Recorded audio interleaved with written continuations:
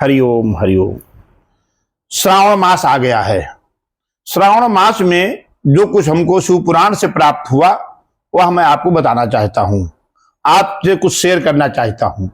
श्रावण मास उत्तम मास है, सर्वोत्तम मास है। ये 12 मास में से एक मास भगवान शिव 5 परिवार के साथ में मृतलोक में वास करते हैं।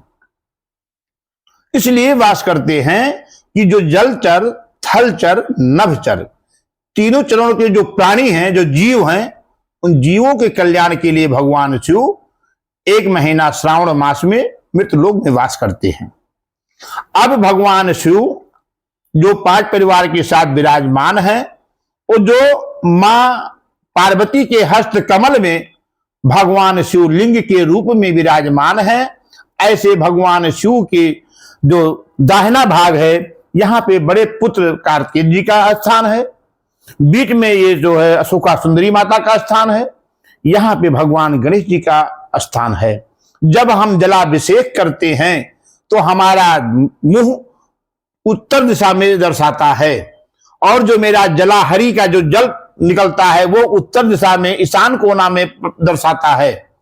मेरा पीठ दक्षिण के भाग में होता है, और जब मैं जलाभिषेक करते हैं तो सबसे पहले हम कार्तिकेय जी महाराज पे, फिर अशोका सुंदरी माता पे, फिर गणेश जी पे अर्पण करने के बाद जलाभिषेक प्रारंभ करते हैं।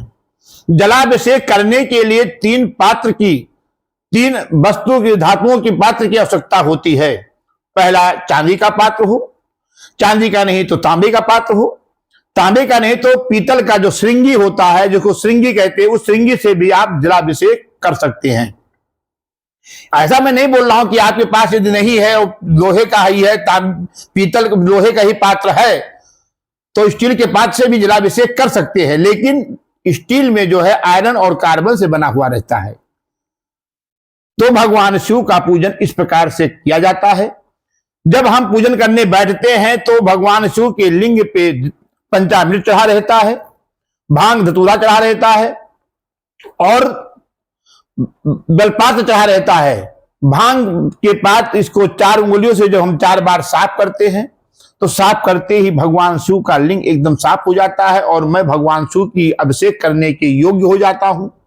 और इस प्रकार से जब हम भगवान शिव का अभिषेक करते हैं तो जीवन के सारे उपलब्धियां प्राप्त होने लगती है। भयग्रस्त व्यक्ति का भय मिट जाता है, निसंतान का संतान प्राप्त होता है, बंधन व्यक्ति का बंधन मुक्त हो जाता है, निर्धन को धन प्राप्त होता है, और उस व्यक्ति के जीवन के में, परिवार में, व्यापार में प्रगति होने लगता है। भगवान शिव उसके व्यापार को दिन दूना रात चौगुना करने लगते हैं।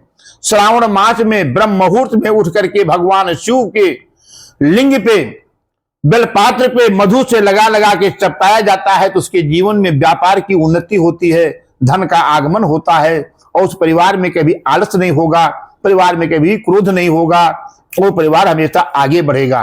ऐसा पूजन करने से मनवांछित फल प्राप्त होता है। हरिओम।